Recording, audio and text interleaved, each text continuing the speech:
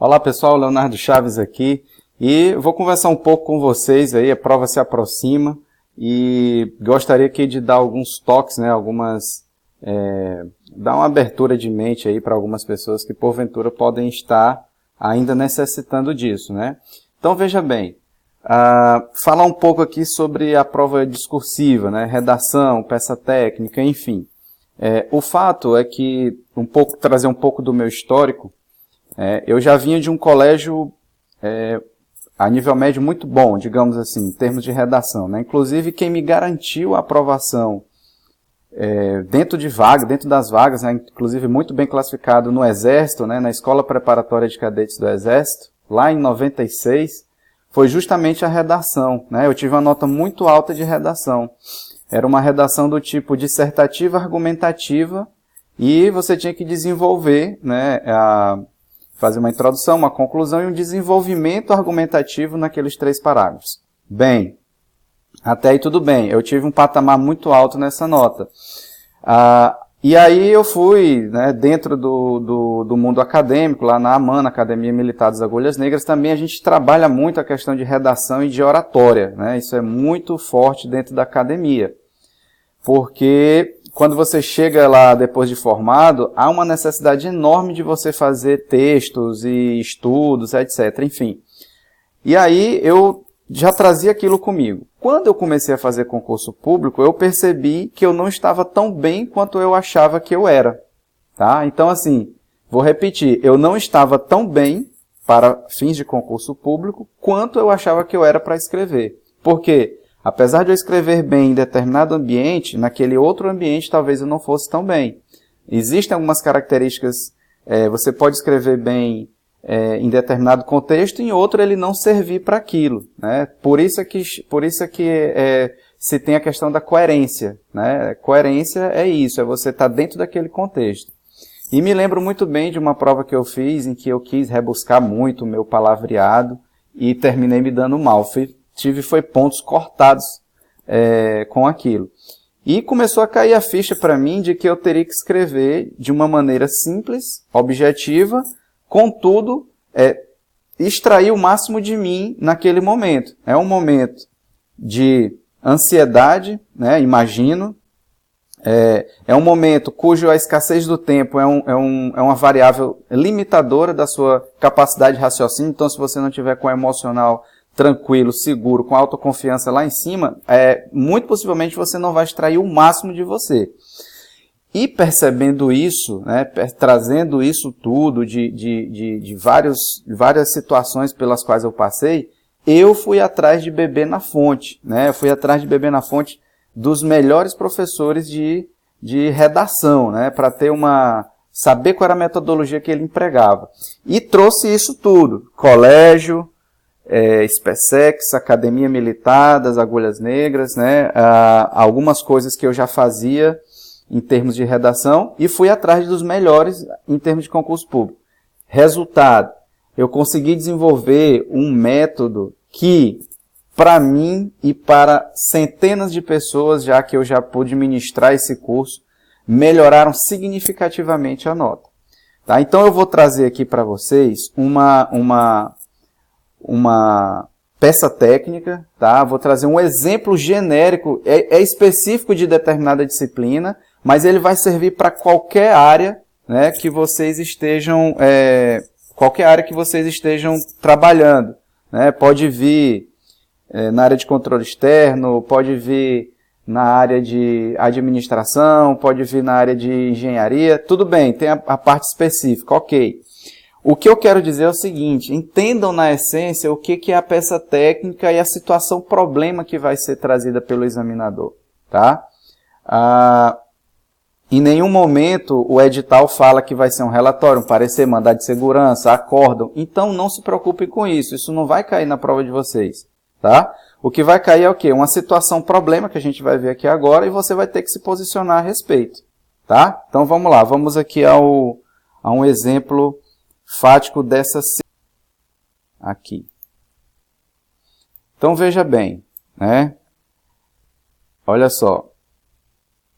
Determinada empresa de treinamentos, né, foi contratada por 2 anos olha só, o contrato aqui é de 2 anos, pela administração pública estadual, com o fim de realizar formação, capacitação e aperfeiçoamento de servidores de determinado órgão público. Ponto. Referido contrato não se caracterizava por ser de duração continuada. Opa, informação importante aqui, ó. Em maio de 2017, o fiscal do contrato, atento ao período de duração contratual, observou que cabia repactuação, ok? Repactuação do referido contrato, devido às características jurídicas e por ter completado mais de 1 ano do acordo, ok? Vamos lá. Tomando o texto acima como referencial motivador, redija um texto dissertativo, certo? Abordando necessariamente: a empresa de treinamentos foi contratada legalmente por dispensa ou inexigibilidade de licitação? Justifique. No caso hipotético, caberia repactuação, reajuste ou reequilíbrio econômico-financeiro? Explique os 3 institutos. Então, veja bem, nesse momento aqui da redação, eu tenho que começar a utilizar os 7 passos, né? Os 7 passos para a redação. E aí, o que é que acontece? Vamos lá, vamos pegar aqui só uma variável. Quando você, se alguém daí do grupo, né, aprendeu a dirigir com o carro mecânico, lembra que todo mundo, na realidade, quando vai tirar a carteira, tem que dirigir um carro mecânico, né? E aí, não automático. E aí, o que é que acontece? Nos primeiros momentos, eu tenho um passo a passo para dirigir, né? Eu tenho que entrar no carro, colocar o cinto de segurança, né? Ligar o carro, logicamente, né? Pisar a embreagem, tirar o freio de mão, passar a primeira marcha e rapidamente e lentamente ir tirando o pé da embreagem e apertando o acelerador. Quantos passos eu fiz aí? Né? Então, ó, vou rapidamente aqui. Entrar no carro não vou contar. Colocar o cinto, tirar o freio de mão do carro, pisar na embreagem, colocar a primeira marcha e ir acelerando. Já foram 5 passos. Só que você faz uma quantidade de passos enorme no começo, né?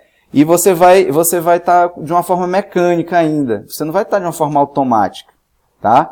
E aí, com o tempo que você vai fazendo, né, você vai transformando isso, que é uma coisa que é mecânica, num hábito. Então, você vai fazer isso automaticamente. Por que é que tem pessoas que têm um hábito ruim? Por quê? Porque em algum momento alguém plantou aquilo na cabeça dele e aí ele repete todo esse ciclo vicioso. Em qualquer coisa, relacionamento, bebida e no estudo. Então tem os ciclos viciosos e os ciclos virtuosos, né? Tem a rotina boa, o hábito bom e o hábito ruim. Da mesma forma, pessoal, é para você conseguir implementar uma metodologia de estudo, de passo a passo. Então, se você já tem a sua metodologia, perfeito, ok. Você inclui uma outra metodologia e você consegue alavancar resultado. Isso aí é fato, isso aí não tem invenção nenhuma. Tá? Você tem que treinar esse passo a passo e rapidamente você faz isso. Você faz ali com 3 redações, na quarta, eu falo por conhecimento próprio. Na terceira, 4ª redação você já está fazendo tudo de modo mais detalhado, tá ok? Mas vamos voltar aqui. Foi só um parêntese. E aí eu vou fazer a aplicação dos 7 passos, tá ok? Vou falar isso aqui depois para a gente de modo detalhado. Vamos passar aqui para o que interessa como resolução, tá? Então, primeiros toques, ó. Não esquecer aqui a margem, tá bom? Não esquecer a margem, começar com letra maiúscula, tá? Isso aqui são detalhes que podem fazer a diferença na hora da prova. Vamos lá. A Lei de Licitações e Contratos, né? Já chamei aqui, ó, Lei de Licitações e Contratos. Posso botar um LLC. Caso o espaço seja pequeno, se o espaço for grande, eu utilizo tudo para usar mais linhas. Se o espaço for pequeno, eu utilizo a sigla para utilizar menos linhas. Prevê as hipóteses onde cabe licitação e também as hipóteses de dispensa e inexigibilidade. No caso de empresa de treinamentos, devido à natureza singular, estou fundamentando com a doutrina, certo? Dos serviços, a notória especialização, assim também como a configuração de serviço técnico especializado, cabe inexigibilidade de licitação, segundo confirma onde? A súmula do TCU. Tá? Jurisprudência, desculpa, doutrina, tá? Também fala sobre isso, e jurisprudência. Veja que nesse momento eu utilizei o quê? Uma introdução rápida, né? utilizei uma escrita aqui pontuando 3 argumentos que comprovam que eu posso usar a inexigibilidade e eu disse onde era que estava. É o que eu chamo lá no meu curso lá de topografia. Onde é que está? Né? Onde é que ele está? E aí a gente segue, vamos lá. Ressalta-se que a inexigibilidade de licitação configura-se pela inviabilidade de competição. Ponto. Além disso, os casos previstos na LLC, enquadrados como inexigíveis, são meramente exemplificativos. Certo? Isso aqui é importante também. Olha só. Nesse momento, como eu utilizei LLC aqui, e não coloquei no meu texto esse LLC aqui, ele vai me tirar o ponto, esse ponto aqui. Eu tenho que colocar obrigatoriamente o que é que significa para eu poder replicar aqui no final, tá? Ademais, né, no caso hipotético, cabe o reajuste e não a repactuação ou reequilíbrio econômico-financeiro. Isso porque o reajuste de preços é caracterizado pela reposição da perda do poder aquisitivo da moeda por meio do emprego de índices de preços prefixados no contrato administrativo. Por sua vez, a repactuação, eu estou explicando aqui os institutos, né? Repactuação, né? Reajuste de preço, repactuação. Referente a contratos de serviços contínuos. Ocorre a partir da variação dos componentes dos custos do contrato, devendo ser demonstrada analiticamente de acordo com a planilha de custos e formação de preços. Por fim, né? Já estou dando aqui o arremate da conclusão. A revisão ao reequilíbrio econômico-financeiro pode ser entendida quando ocorrerem fatos posteriores à contratação que sejam imprevisíveis ou previsíveis de consequências incalculáveis. Adicionalmente, devem configurar-se como caso fortuito, de força maior ou de fato do príncipe, que ocorre quando, por exemplo, um novo imposto é criado. Tá ok? Então, olha só, o que é que eu quero que vocês identifiquem aqui? Eu quero que vocês identifiquem o que é uma situação problema, que é isso aqui, né? E o pedido do examinador. Você vai ter que responder de modo fundamentado o que ele está lhe pedindo, tá? Então, esse começo poderia ser o seguinte.